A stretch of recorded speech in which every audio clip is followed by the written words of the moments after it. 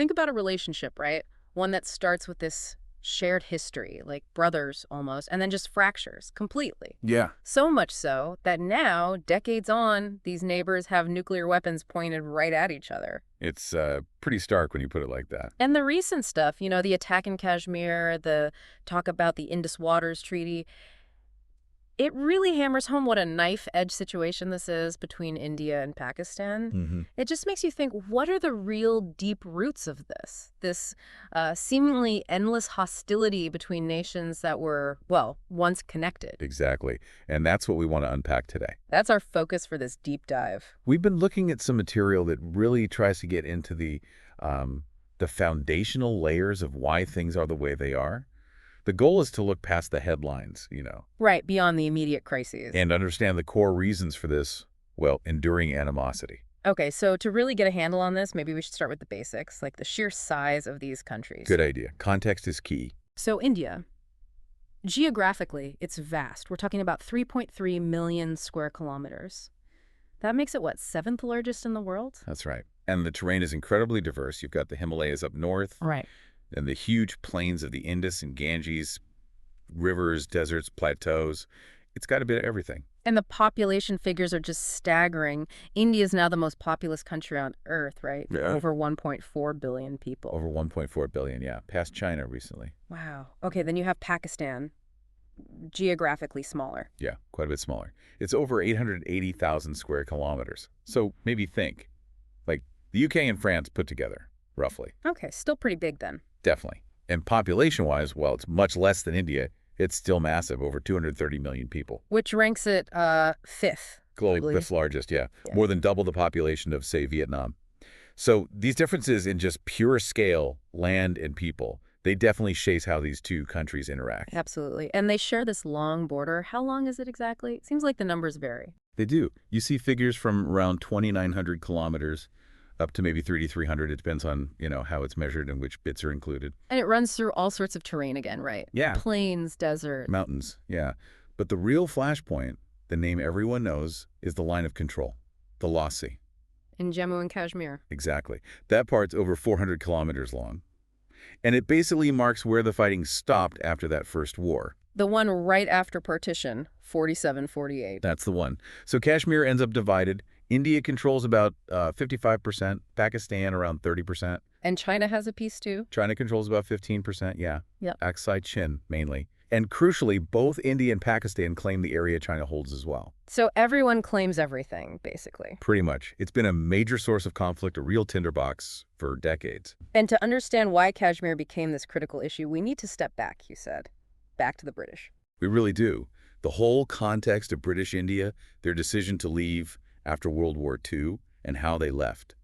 Specifically, the partition in 1947. That's the pivotal moment. Okay, so let's paint that picture. British India, huge colony, right? Over 400 million people back then. Massive. And incredibly diverse. Hindus, Muslims, Sikhs, many other groups. Living side by side. Was it always peaceful, though? The material we looked at suggested maybe not always smooth sailing. That's a fair point. Coexistence was definitely the norm for long stretches. Yeah. But tensions did exist beneath the surface at times. Not constant conflict, but friction, yes. Right. So WWII ends. Britain decides to pull out. Yep, and they decide on partition. A quick one, based on religion. Dividing British India into two new countries. India, which was expected to be majority Hindu. And Pakistan, created as a homeland for the subcontinent's Muslims. And originally, Pakistan included two parts, West Pakistan and East Pakistan. Which later became Bangladesh, of course. Yeah, exactly. But the process of this partition, it sounds, frankly, disastrous. Yeah, the source material really paints a picture of chaos. This border, the Radcliffe Line, it was drawn by a British lawyer, Cyril Radcliffe. Correct. And the kicker is, he'd apparently never even been to India before. Seriously, how long did he get? Just 5 weeks.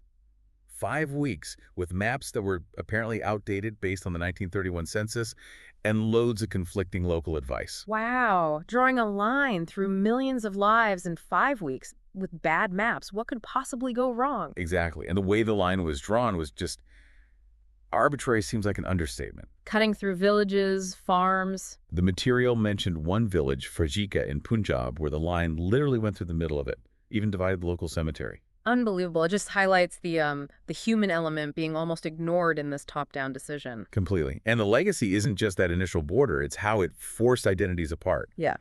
Suddenly you were on one side or the other, this artificial line. It must have just poisoned interactions. And the immediate result was horrific. Displacement on a massive scale. We're talking about an estimated 15 million people forced from their homes. Huge migrations. Hindus and Sikhs fleeing what became Pakistan, Muslims fleeing India. And it wasn't peaceful. Far from it. Widespread sectarian violence. Terrible violence. The estimates for the death toll vary wildly, which tells you something about the chaos, but it's somewhere between 500,000 and maybe even 2 million people killed. Just unimaginable suffering. These are wounds that clearly haven't healed easily. Not at all. And right in the middle of all this chaos, one issue immediately flares up as a major problem: Kashmir. Right. How did that unfold? There were these princely states, right, not directly ruled by the British. Yeah, over 560 of them. These were territories ruled by local monarchs, Maharajas, Nawabs, who had some autonomy under the British. And they had a choice, India or Pakistan. Essentially, yes. Or theoretically independent, so that wasn't really encouraged. Yeah. Kashmir was tricky because it had a large Muslim majority population, something like 77%. But its ruler, the Maharaja Hari Singh, was Hindu. And initially, he actually wanted Kashmir to be independent. Okay, so Pakistan probably expected it to join them, given the Muslim majority. That seems likely.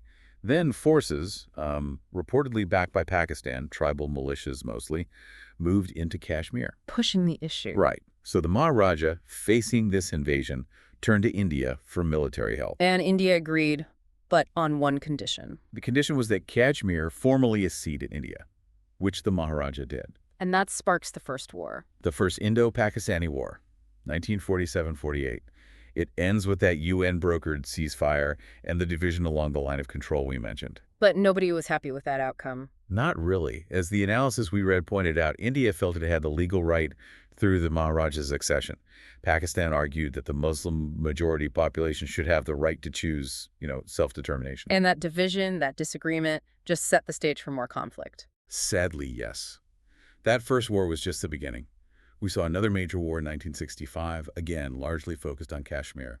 Thousands died. Then 1971, that was different, right? That led to Bangladesh. That was the war over East Pakistan's independence. A huge conflict, millions died, and it ended with East Pakistan becoming Bangladesh, and a massive surrender of Pakistani troops, around 90,000, taken as prisoners of war by India. A major turning point. Huge. And then, even more recently, the Kargil conflict in 1999. Back in Kashmir again. Back in Kashmir, high-altitude mountain warfare. Each of these conflicts just dug the trenches of mistrust and animosity deeper. And underlying so much of this, you can't escape the role of religion, can you? It's absolutely central.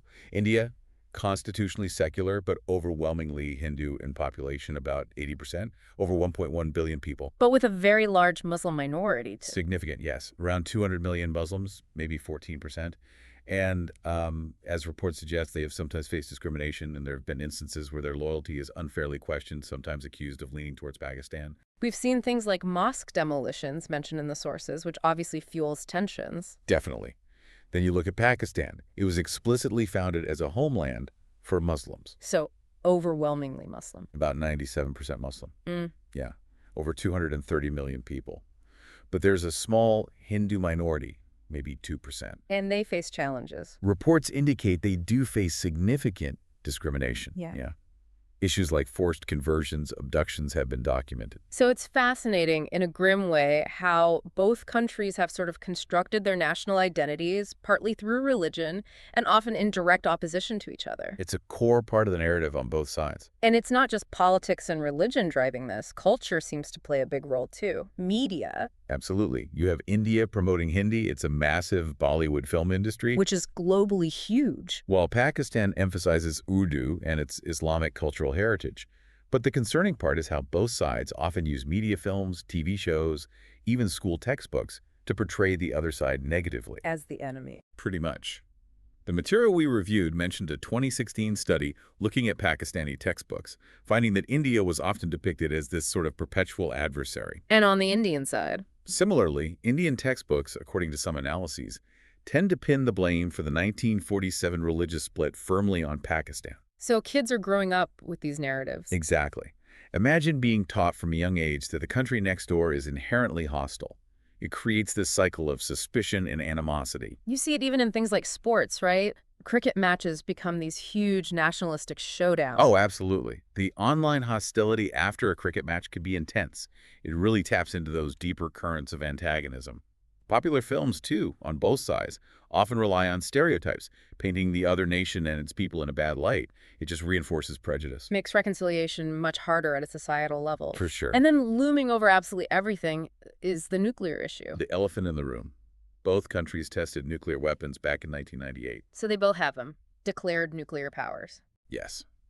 India is estimated to have maybe 150 warheads. Pakistan slightly more, perhaps around 165. The thought of any conflict, especially over somewhere as volatile as Kashmir, escalated. To a nuclear exchange. It's terrifying. The consequences would be catastrophic, not just for them, but for the whole region, the world even. So how does this fit into the bigger, geopolitical picture? Well, you have India clearly seeing itself as a rising global power, a regional superpower, certainly. It's building alliances, collaborating with the U.S., Japan, Australia. A Quad, for instance. Right. Pakistan, on the other hand, has a very close strategic relationship with China. Think about the China-Pakistan Economic Corridor, CPEC. Huge investment. Big billions of dollars. So each country tends to view the other strategic moves and partnerships with a lot of suspicion. India sees CPEC potentially encircling it. Pakistan sees India's growing influence as a direct threat. It's a classic security dilemma playing out. Okay, so if we try to sum up the core reasons for this nearly 80-year conflict, it really starts with that incredibly violent partition in 1947. That seems to be the original wound, yes. The way it happened, the bloodshed, the displacement. Then there's the Kashmir dispute, born directly from that partition, still completely unresolved and deeply emotional. Absolutely central. Add in the religious dimension, how identities were forged partly in opposition to each other, leading to discrimination and mistrust. And finally, the sustained hostility fueled by culture, by media, by education systems, keeping the animosity alive for new generations. It's a potent mix, and the cost, human and economic, for both countries over these decades has just been enormous. Resources diverted to military spending instead of development. Lost trade. The human cost of conflict. Which leads to the big question, doesn't it? Is there any way out of this? After almost 80 years, can things actually change? It's the critical question, and honestly, the path forward looks incredibly difficult. That Kashmir issue, in particular, feels almost intractable. People sometimes talk about a plebiscite, right? Letting the people of Kashmir decide their own future. It's often mentioned as a potential solution, based on early UN resolutions. But it's highly contentious. Why? Well, both India and Pakistan fear losing the parts of Kashmir they currently control and see as strategically vital.